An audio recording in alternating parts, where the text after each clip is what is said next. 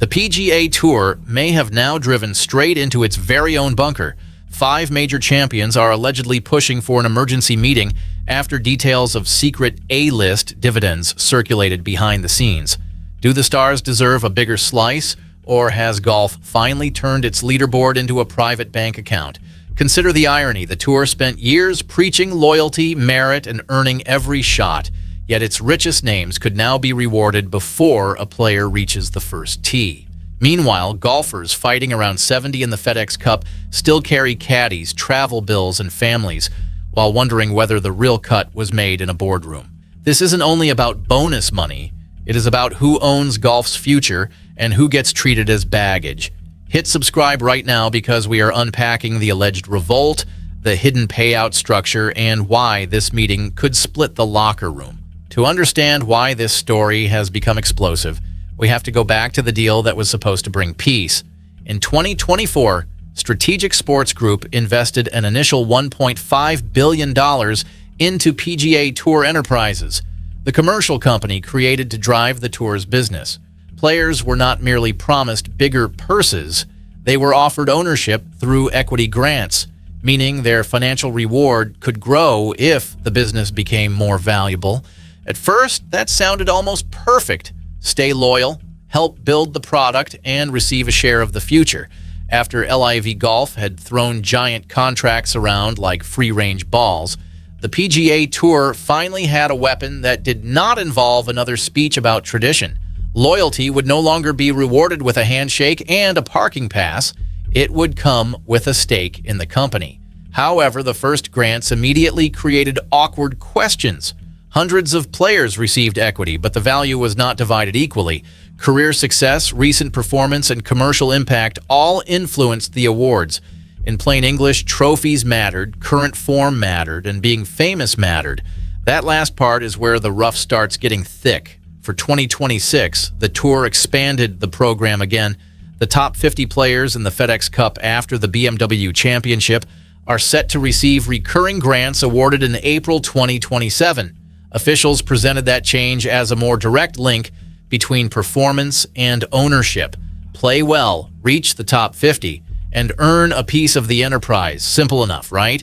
Not quite. Equity grants are not automatically the same as cash dividends. A grant gives a player an ownership interest under specific terms. A dividend is an actual distribution tied to that ownership. Once talk of an A-list dividend began moving through golf circles, the argument changed. Players were no longer asking only who owned what. They were asking whether one favored group might receive a special stream of money, how the group was chosen, and whether everyone else was expected to applaud. No public PGA Tour document has confirmed a secret dividend tier under that exact name. The identities of the 5 major champions have not been officially released either. Therefore, the emergency meeting claim remains unverified. Still, the anger attached to it makes sense because the structure already contains different grant values. Add secrecy to unequal ownership, shake it inside a boardroom, and you have a cocktail strong enough to ruin Sunday brunch at TPC Sawgrass. Here is the part the tour cannot laugh away. When players do not understand how money is divided, every quiet decision begins to look like a hidden deal. That confusion changes how young players view loyalty. A rookie who watches veterans receive unequal rewards without a clear explanation will not feel inspired. He will learn to protect himself. The next rival tour offering guaranteed money will not need a sales pitch. It can point toward the closed door and ask why a player should trust people who refuse to explain the deal. Secrecy does not create loyalty. It creates listeners for the competition. According to the claim now circulating, 5 major winners want tour leadership to explain 3 things: who qualifies for the alleged A-list, how any dividend would be calculated, and whether player directors were informed before the plan advanced. Those are not small accounting questions. They go directly to power, consent, and whether player-owned means all players or merely the players whose faces appear in television commercials. Imagine being a proven tour member ranked 73rd in the FedEx Cup. You make cuts, support regular events, sign autographs, attend sponsor functions, and keep the field competitive. 1 cold putter can cost you status. 2 missed cuts can wipe out a month of earnings. Yet a superstar with exemptions, endorsements, and generational wealth might receive another protected financial benefit because he moves more ratings. From a business angle, the tour has an obvious defense. Scottie Scheffler, Rory McIlroy, Jordan Spieth, and other major names attract viewers. Sponsors pay for attention, television partners need recognizable stars, and premium events depend on elite fields. If 5 golfers generate a larger share of revenue, executives will argue that rewarding their impact is ordinary business. Hollywood pays the lead actor more than the person holding a coffee cup in scene 4. Golf, though, has never sold itself as Hollywood. Its entire moral pitch is built on the scorecard. Nobody gets a 2-shot discount because his shoe deal is popular. A rookie can beat a legend if he shoots the lower number. That ruthless fairness is why fans care.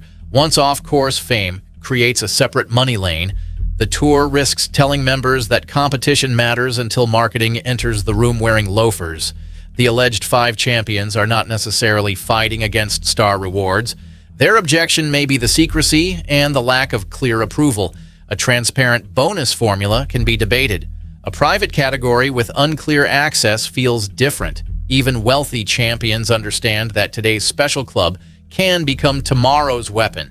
If executives choose the A-list, executives also decide who falls off it. Picture that pressure. A player criticizes the schedule, questions field sizes, or opposes a commercial plan. 6 months later, he discovers that his impact score has slipped. Nothing has to be called punishment. The spreadsheet simply shrugs, the dividend disappears, and everyone learns the lesson. That scenario has not been proven, but weak transparency creates room for exactly that suspicion. Meanwhile, rank-and-file members are already facing a tighter system. Tour cards were reduced from the traditional top 125 to the top 100, making survival harder. Signature events offer $20 million purses and huge FedEx Cup points, but access remains concentrated among leading players. Those outside the gates are told to play better, while the people inside receive more money, more points, safer schedules, and possibly richer ownership benefits. Suddenly, this is not one mysterious payout. It is a 2-tier tour taking shape one polished policy at a time. There is a competitive loop in this structure. Elite players gain access to richer events. Events offer more points, and those points help preserve elite access. Add larger equity rewards to that circle, and climbing from the very outside becomes genuinely difficult. The tour will call it rewarding excellence. A struggling member might call it playing a par 5 where the leaders begin mid-fairway. Both descriptions cannot define a fair contest. Publicly, tour officials have described player equity as a way to reward performance, loyalty, and the people who create value. That explanation sounds reasonable until somebody asks to see the full recipe. How much weight belongs to winning? What is the price of popularity? Does social reach beat a top 20 finish? Can one dramatic Ryder Cup putt be worth more than an entire season of steady golf? Officials would probably prefer to discuss alignment. Corporate leaders love that word because it can make a money fight sound like furniture assembly. Players and management are aligned. Investors and athletes are aligned. Everybody is aligned until the payment arrives, and then someone notices his chair has only 3 legs. The strongest reaction from the locker room is reportedly not simple jealousy. Several members are said to support rewarding the stars but want the formula disclosed. That distinction matters. A player can accept that Rory McIlroy produces enormous commercial value while still questioning whether an unnamed committee should privately decide his worth. Respecting star power does not require handing the front office a blank check. Others see the issue more harshly. For them, the tour used loyalty as a shield during the LIV war. Players rejected offers, defended the institution, faced endless questions, and helped keep regular events alive. If those same members now discover that a smaller circle receives secret dividends, "Thank you for your loyalty" starts sounding like "Thank you for holding the ladder while the famous guys climbed through the window." Fans are divided too. One side says professional sports have always paid stars more. Tiger Woods did not create the same value as the 150th ranked player, and pretending otherwise would be silly. Television money follows names. Ticket sales follow contenders. Sponsors do not spend millions because every golfer is equally recognizable. The other side argues that stars already receive the reward. They win larger purses, collect FedEx Cup bonuses, secure endorsements, enter signature events, and enjoy years of exemptions. Adding a private dividend on top resembles giving the first-class passenger the airplane because his seat was not comfortable enough. Then there are the caddies. Their income is often tied to player performance, usually through a weekly payment plus percentages of winnings. A golfer outside the elite group still covers travel, lodging, coaching, medical work, and staff costs. When opportunities shrink, the damage moves through an entire team. The player loses starts, the caddy loses weeks, the coach loses income. Families start calculating how long the dream remains affordable. That human impact is easy to hide behind terms like equity, enterprise value, and commercial contribution. Such language sounds clean. Real life is not. A missed card can force a veteran back toward conditional status. One bad season can end a partnership with a caddy who has children and a mortgage.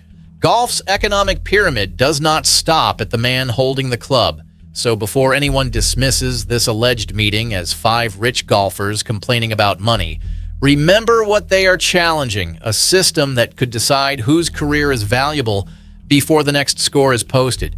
Major winners carry leverage that members lack. Sponsors answer their calls. Television executives recognize their names.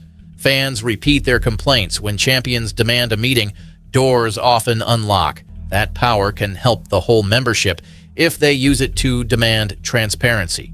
Conversely, it can deepen the divide if negotiations end with 5 more chairs at the VIP table. The meeting's value depends less on its volume than on who benefits when the room empties. Now we reach the question sitting beneath the outrage. Is an A-list financial tier automatically wrong? Honestly, no. A business can reward the people who drive exceptional revenue. Pretending every player has identical commercial value would be fake fairness, and fans can smell fake fairness from 3 fairways away. The real problem is governance. If the PGA Tour wants to operate like a modern sports business, it needs modern transparency. Publish the criteria, explain who approves distributions, reveal whether player directors can challenge the formula, establish an appeal process. Most importantly, stop using the phrase player-owned as decorative wallpaper if ordinary members cannot inspect the decisions shaping their ownership. On one hand, confidential financial details are normal in private companies. Individual grants do not have to be announced on the first tee. On the other hand, secrecy around the rules is different from privacy around personal amounts. Players do not need to know every dollar in another golfer's account. They do need to know whether the game is being governed consistently. An emergency meeting, if it happens, could force that distinction into the open. The 5 champions would enter with enough status to be heard. Tour executives would arrive with lawyers, charts, and enough careful language to make a weather delay sound strategic. Rank-and-file members would watch for one answer. Are the stars challenging privilege or simply negotiating their own place within it? That final point cannot be ignored. Major champions are not natural underdogs. If their demand only expands the A-list or guarantees their own dividends, this is not a rebellion. It is a table reservation. Genuine reform would protect clear standards for everyone, including the golfer who has never won a major and cannot summon a boardroom with one phone call. Brian Rolapp's wider challenge is to make the tour more valuable without crushing the pathway that makes golf compelling. The NFL can sell franchises with fixed teams and guaranteed membership. Professional golf lives on movement. Players rise through Q School and the Corn Ferry Tour. Veterans lose status. Unknown names become Sunday heroes. Close that pathway too tightly and the tour stops being a meritocracy with stars. It becomes a star exhibition with qualifiers attached. Money from investors brings opportunity, but investors expect returns. Bigger events, stronger fields, and recognizable names make commercial sense. Unfortunately, every move toward guaranteed star power pushes against the uncertainty that gives golf its drama. Fans tune in for Rory and Scotty, yet they also remember the outsider who holes one putt and changes his life. That is why the alleged dividend dispute matters, even if the A-list label proves exaggerated. It exposes a real fear already growing across the sport. Who receives protection when the tour becomes more corporate? Who absorbs the risk? Which players own meaningful influence and which ones merely own a certificate? The PGA Tour can survive another angry meeting.